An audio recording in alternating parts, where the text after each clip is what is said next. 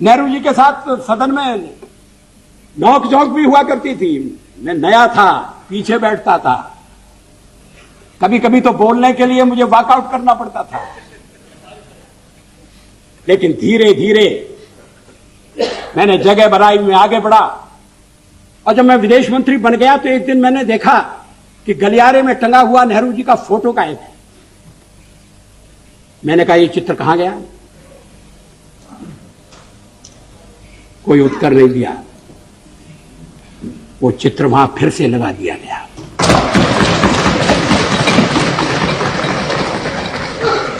क्या इस भावना की कद्र है? क्या देश में ये भावना पनप है?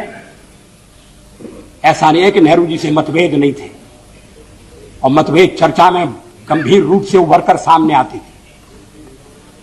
मैंने एक बार पंडित जी से कह दिया था कि आपका एक मिला जुला व्यक्तित्व है, और आप में चर्चिल भी है और चैम्बरलेन भी है। वो नाराज नहीं हुए। शाम को किसी बैंक्वेट में मुलाकात हो गई और उन्होंने कहा, आज तो बड़ा जोरदार भाषण दिया है, और हंसते हुए चले गए। आजकल ऐसी आलोचना करना दुश्मनी को दावत देना। लोग बोलना बंद कर देंगे। क्या एक राष्ट्र के नाते हम मिलकर काम नहीं कर सकते? क्या एक राष्ट्र के नाते हम सब आने वाले संकटों का सामना नहीं कर सकते? एक शताब्दी खत्म हो रही है, दूसरी शताब्दी दरवाजे पर खड़ी है। अगर हमें छोड़कर आप कोई नया प्रयोग करना चाहते हैं, मुझे कोई आपत्ति नहीं होगी। लेकिन हम जो प्रयोग कर रहे हैं, उस प्रयोग को आप सफल होने दें, ये मैं आपसे अनुरोध जरूर करना चाहता हूं। जब जेनेवा में मानवाधिकारों के सम्मेलन में कश्मीर के सवाल को हमारे पड़ोसी ने उठाने का फैसला किया,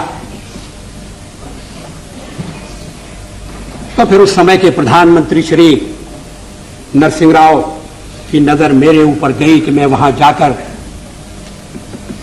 भारत का प्रतिनिधित्व करूं। हमारे पड़ोसी देश के लोगों को बड़ा आश्चर्य हुआ, वहां के नेताओं को बड़ा ताज्जुब हुआ। किसी नेता ने कहा भी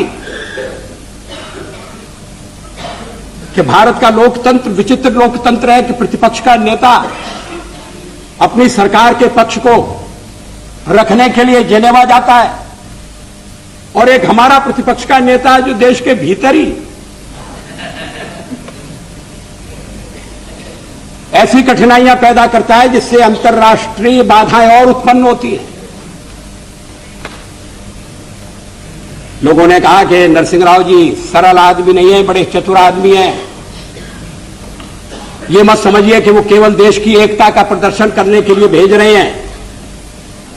कहीं कहीं उनके मन में यह भी हो सकता है कि अगर जेनेवा में बात नहीं बनी और खिलाफ प्रस्ताव पास हो गया, तो दोष में हिस्सा बटाने के लिए वाजपेयी भी बलि का बकरा बनाया जा सकता है।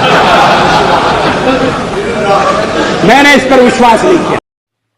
आप हमारे चैनल को लाइक सब्सक्राइब जरूर करें, और सभी प्लेटफार्म पर उपलब्ध है। सिर्फ बिहार हलचल न्यूज, जन जन की आवाज़ देखते रहें।